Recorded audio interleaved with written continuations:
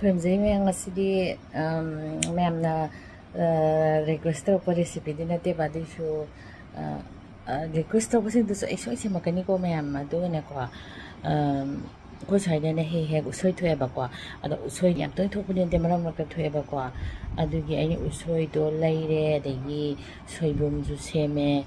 adagi uti jani nge ba usoi uti thongba di mi loi haini ne ko ada aina some I told them, Matima Nameva Father, some Ulaki ma'am, Adu Yiminarasi, Aduga, another subscriber to the program. Thank you, Aduga, ma'am, get request of a recipe, put them Utsarkani Matang ma'am, Karahiza. Ma'am, how are you? Utsoi say, I has been a copy of the high manner. Tin ba khot yaw ni na manang khara hena nupa ni na bukwa ado chawe si se ina kang su khara surani aduga uti khara hapani khara mana soibum sendo ani ai di soibum da sendo eba ko ko di soibum se phangdamina ai di soibum se bi style lupa ma di ma'am ai bi ro comment section da ai adugi link adum pijra ge ngasi ina thong doi se utsoi se ko gi mangan se ko gi asang ba duni ko ma'am mangan asang ba Yoina Tong get away, Mangan a sung was in a how we and bra, over how we hand ma'am. I did a sung money and a how we heal. I do so the hybrid ma'am, comment section the qua. I do ga Utsoi yak and sour napatang to Roxale, happy. Seeing Karahapas and an upon Karatai and a qua yam that tabakitang, see I'm absolute do tang at the Naraga, Hangu bum power never qua. I do ga idina park village at dinner copy and pasana pay a ging bones, pay those dinong souvenir, na piam hawe, duga quick kayam sipado no mamma, ulake, sing ni ma'am. Aduga moro ate pakra hape akhoi uti da di moro gam saba se nungai te da ko na akhoi moro miat pa ma to bona sana bane ba ko na moro gam haptre do na pak pi lei ta bagi khoi tilho kra hapsele aduga mayam si se gi ni ko gi sama hape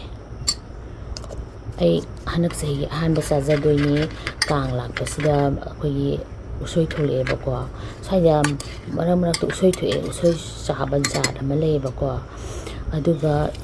mayam ne gi haptre sune ko asa thau kitang happy yo sumaina thong ma matamda aduna mon thaba yam hen bane aduga uti je haw bane ma'am aduga ising hape aduga agi yam thuba recipe da anira kam thoe hena su kam da bi hena kamaga di mangan se hena munjan gi da nang phadra la ra hawoi duine ba ko asigi mun ba wat pasina ne ko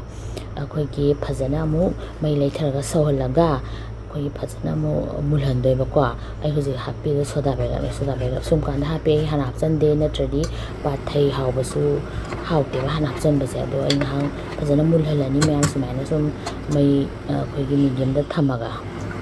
ora sense la e matang da ai thum thaksalani yare e ba ko ma'am to nang badi kitang wani da budi lon ni ba ko aduga amuke hena munnaba thum thakselani ado ko gi uti je thum yamna ya aga su haw ta bane duna kitang han samlap tha ko nam tangaga ko gi test ro kan da mu thak ba ko madi yak thok khadi lore do mayam ai sum mule to pasana mulle aduna ai gi sok tawrani sok to bodi am sam na ko na ai kai mahapta na thau khraga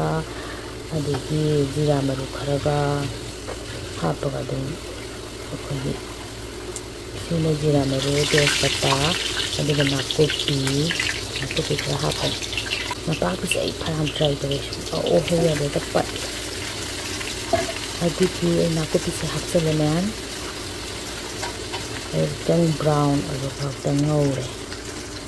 Ma'am, amamit kutunga mana da ni ko do ai ni smai thongi ai na nang thong le la le di to we ha gi hoi hai bu thai ni ngam ga ne do yum amaga kang soi thong go heng mana da ni he ne yin bi ai sina phadi kom pa do kitang ha pe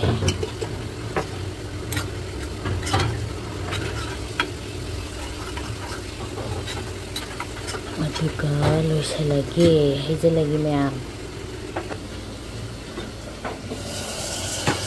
Jale ai ha yang sok to le da ko yang kuina dum so handa yang kuina so le ꯍꯥꯎꯕꯅꯦ ꯁꯣꯛ ꯇꯧꯕ ꯂꯣꯏꯔꯒ minute ꯑꯃꯃꯨꯛꯇꯪ ꯁꯥꯅ ꯍꯥꯏꯐꯦꯠ ꯑꯣꯠꯄꯤꯔꯦꯗꯅꯀꯣ ꯑꯗꯨꯒ ꯑꯗꯨꯝ ꯂꯣꯏꯁꯤꯟꯕ ꯑꯗꯒꯤ ꯁ꯭ꯋꯥꯏꯗ ꯃꯌꯥꯝ ꯐꯗꯤꯒꯣꯝ ꯁꯨꯡꯐꯪ ꯐꯪꯗꯦ ꯁꯥꯔꯗꯤ ꯑꯩꯒꯤ ꯍꯤꯡꯒꯣꯜꯗ ꯍꯧꯖꯕ ꯑꯋꯥ ꯐꯗꯤꯒꯣꯝ ꯈꯔ ꯍꯥꯞꯆꯜꯂꯦ ꯑꯗꯨꯒ ꯂꯣꯏꯔꯦ ꯃꯌꯥꯝ ꯅꯪ ꯅꯪ ꯂꯥꯎꯔꯦ ꯃꯨꯊꯠꯂꯒꯦ ꯑꯗꯨꯒ ꯉꯥꯏꯍꯥꯛꯇꯪ ꯈꯨꯝꯖꯤꯜꯂꯒ ꯊꯝꯃꯦ ꯑꯗꯨꯒ ꯑꯩ ꯄꯨꯊꯣꯔꯛꯑꯦ ꯃꯌꯥꯝ ꯉꯁꯤꯁꯦ ꯅꯣꯡꯁꯨ ꯆꯨꯕꯒꯤ ꯏꯃꯝꯁꯨ ꯃꯝꯃꯦ ꯀꯥꯁꯦ ꯑꯩꯈꯣꯏꯒꯤ ꯃꯆꯨꯁꯦ ꯏꯐ ꯐꯖꯗ꯭ꯔꯦꯕꯀꯣ ꯆꯨꯝꯅ ꯌꯦꯡꯕꯗꯗꯤ ꯐꯖꯕ ꯑꯗꯣ ꯃꯥꯒꯤ ꯑꯁꯪꯕ ꯃꯪꯒꯟꯒꯅꯦꯀꯣ ꯑꯉꯧꯕ ꯃꯪꯒꯟꯒꯁꯦ ꯊꯣꯡꯕ ꯂꯣꯏꯔꯒꯁꯨꯈꯤꯇꯪ ꯃꯁꯛꯁꯦ ꯈꯦꯠꯅꯩꯌꯦ ꯑꯩꯈꯣꯏꯒꯤ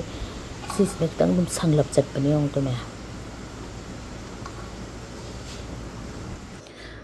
ꯃꯌꯥꯝꯗꯤ ꯍꯟꯗꯛ ꯆꯍꯤꯒꯤ ꯎꯇꯤ ꯑꯁꯪꯕ ꯆꯥꯕꯤꯔꯕꯣ ꯑꯩꯒꯤ ꯑꯍꯥꯟꯕ ꯆꯥꯖꯗꯣꯏꯅꯦ ꯑꯗꯨꯒ ꯑꯩ ꯃꯣꯔꯣꯛ ꯑꯃꯒ ꯁꯤꯒ ꯂꯣꯏꯔꯦ ꯉꯁꯤꯒꯤꯗꯤ ꯃꯌꯥꯝ ꯂꯣꯏꯁꯤꯜꯂꯒꯦ ꯈꯨꯔꯨꯝꯖꯔꯤ